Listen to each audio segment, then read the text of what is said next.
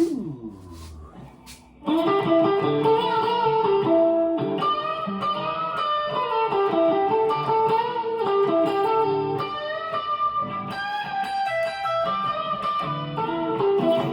Better get caught, that's not like you to lose faith. So sad that you're not as smart as you thought you were in the first place.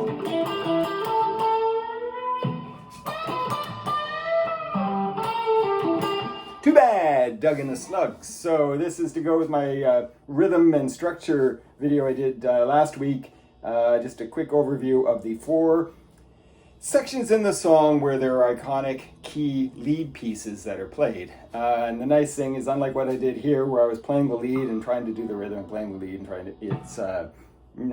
If you're playing lead, you're playing lead in this song. There's another person playing rhythm. If you're busking it, well, wing it.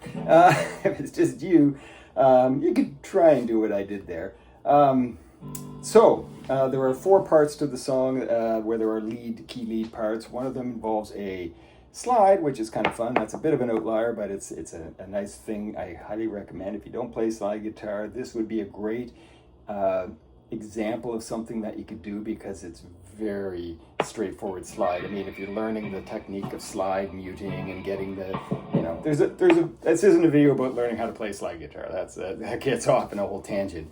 But if you are learning to play slide, that little teeny solo in the middle of Too Bad is a neat way to kind of get a feel for certain simpler aspects of slide guitar. But without further ado, so we have that first solo at the beginning of the song that goes through those 4 key chords of the song: G, E minor, C, and D. So it goes through a chorus worth of those chords. So 2 iterations of those 4 chords as the intro of the song with the lead. And so the lead, we're playing it in the 12th to the, it's ranging primarily in the 12th to the 15th fret. We do hit the B string on the 16th fret for some bends and stuff. And this is really, to practice this, break it into little pieces, as the way I've learned it. So when I learned this, I sort of said, okay, well, the first part of this solo, starting on just the D and the G strings, I'm going between the 12th and the 14th frets. And I kind of just got that because there's a bend in there, and you want to get that bend in there.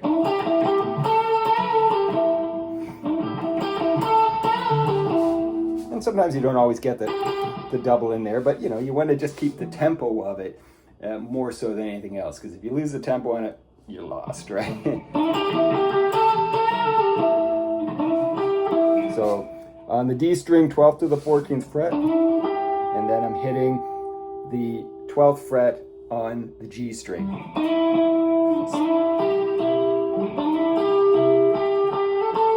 14th fret on the G string.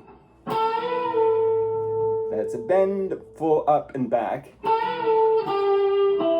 So that's all. We're just going from 12th to the 14th and 12th to the 14th on the D and the G strings, and we're doing a bend when we hit the 14th fret on the G string, the highest note, and then we bend it to go even higher, right? So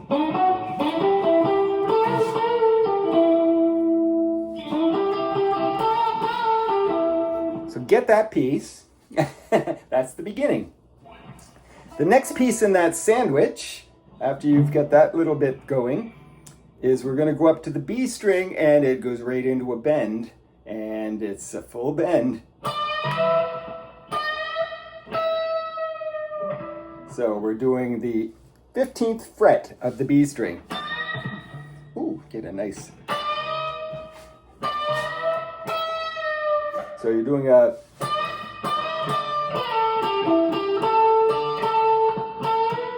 So this is a bit more involved. So we'll just break that. I'm going to have to break that second piece into, I think, 2 there, because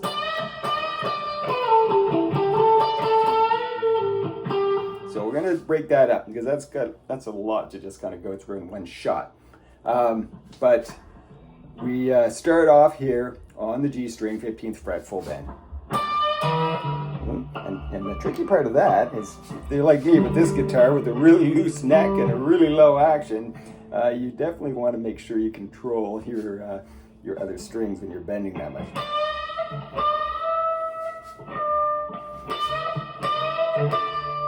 And then we're doing some slides back to the G string.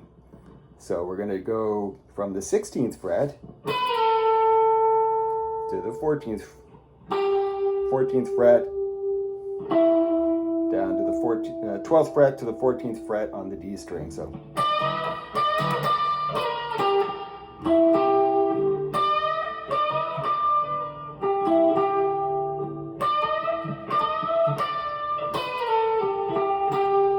okay, there's a double bend. So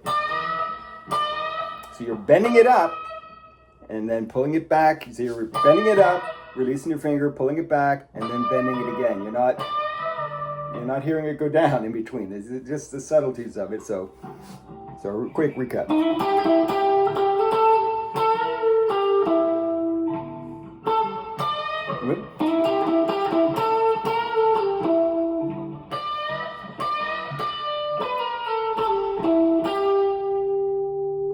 Okay.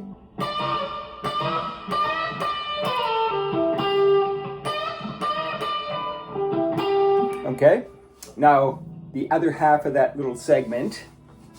So again, you want to practice these pieces and get them comfortable because you're building them back together like Lego after. I mean, this is kind of a memorization technique. But once you've kind of got the flow of it, then you can kind of, go at it, ad-lib it a bit, and then feel more free to do it any way you'd like. But so.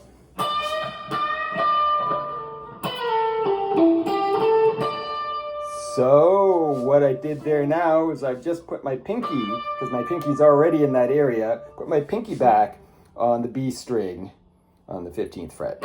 So.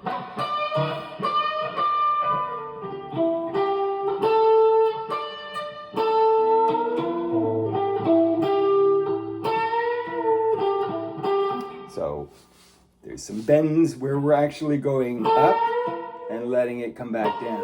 So we're bending and releasing it as opposed to just bending it. So.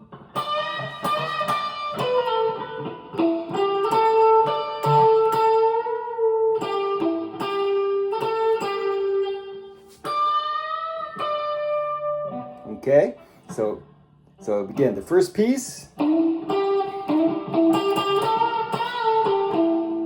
the second little bit.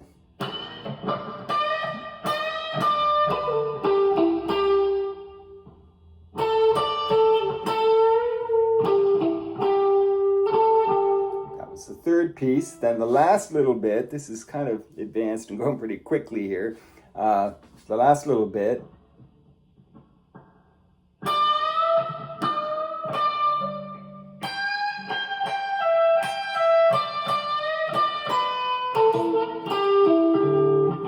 So if you're going through your scale,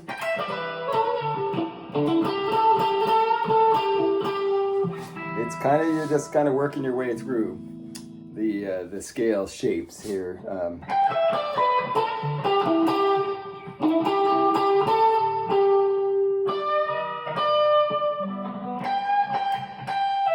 So we're going to have bends and pull-offs. So we're going to be on that last little piece. We're actually going between the 12th and the 15th fret with the bend.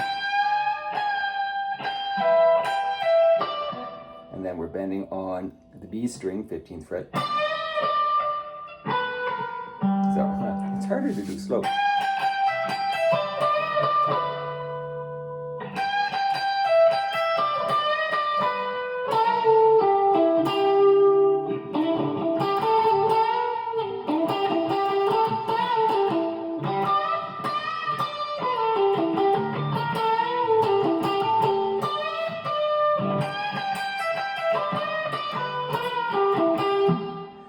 That's the intro solo, and that's the hardest part of the whole song, is at the beginning.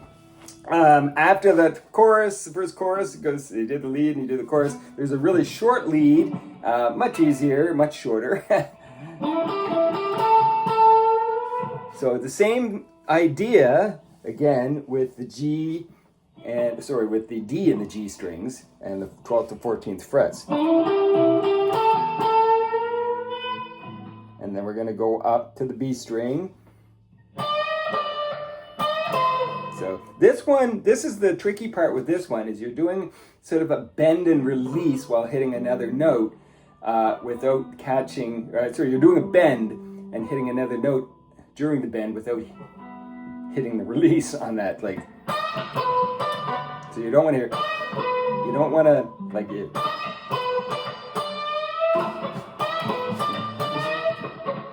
So on the B string, 15th fret, and the G string, 16th fret.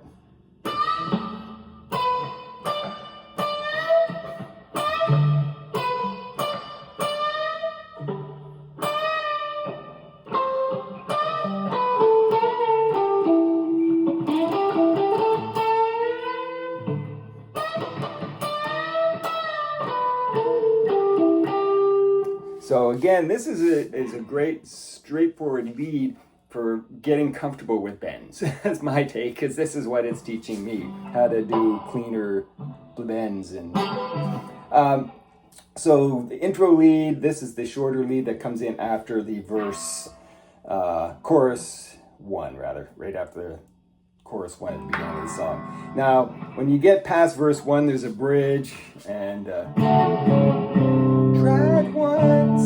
So there's some slide in there. So where it's basically taking your slide, and again, I'm not going to get into the slide principle, muting behind and all that stuff, but you're taking just the middle strings, and you're just going to take it, again, there's no science, 2 to 5 frets below the 12th fret, and you're going to slide up to the 12th fret for your middle strings.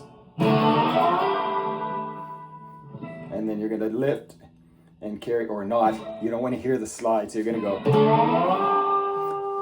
and then either mute or lift, and you're going to take it up. So 18th fret. So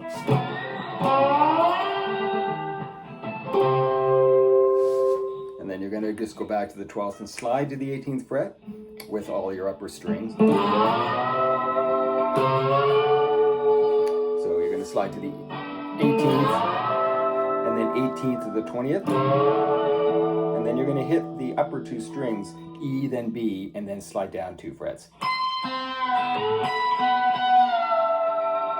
And then you're going to hit the middle strings and slide up back to the 20th. So, tried once.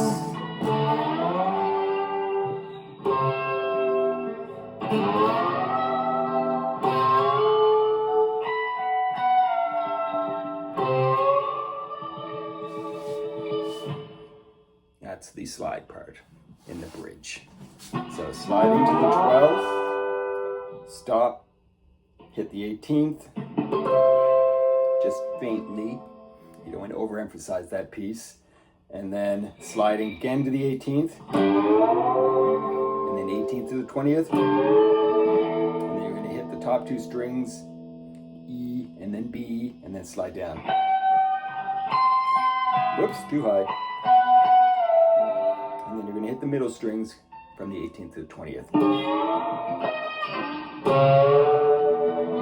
It's so hard to get out of doing it slow.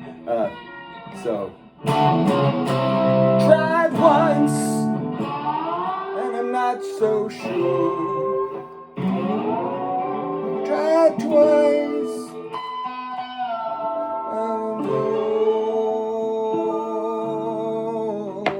too bad and to get caught. That's not like you do, lose weight.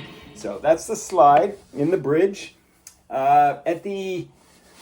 As you're getting closer to the end of the song, there's one more section where there's actually 2 guitars playing tandem. And this part, now I am playing by ear.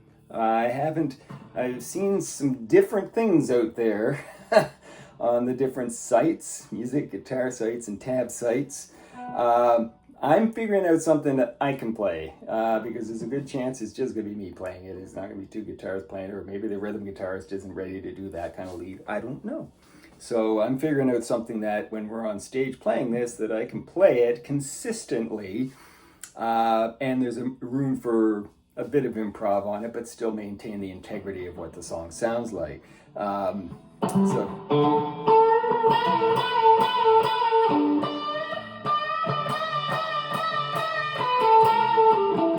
So keeping it in the same kind of theme, the bendy theme of what the intro and the post-chorus lead bits are, I am sticking with the G string on the 14th fret and just basically doing a bend, a rolling bend.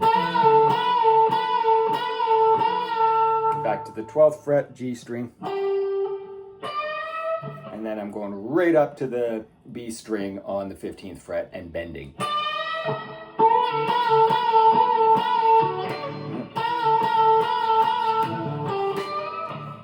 And then I'm going to just continue with it.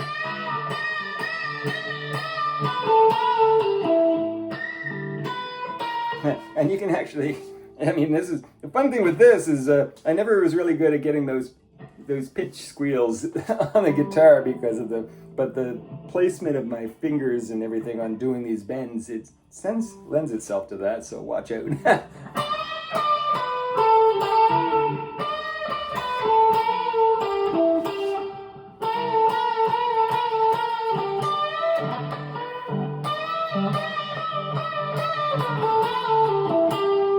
And it always kind of ends all of them, the short and long leads in between, you kind of end it, and then that way you're back down into your G.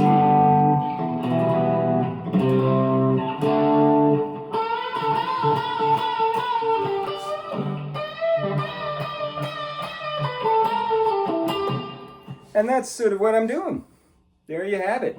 It's too bad it could be a little bit more detailed on that, but again, the pupil is teaching because I am just learning this stuff. But a fun song, and it's got, it's a fun rhythm to it. There's great vocals and harmonies in that song, and there's some nice little compact, somewhat challenging leads to learn in that song. So too bad, Doug and the Slugs.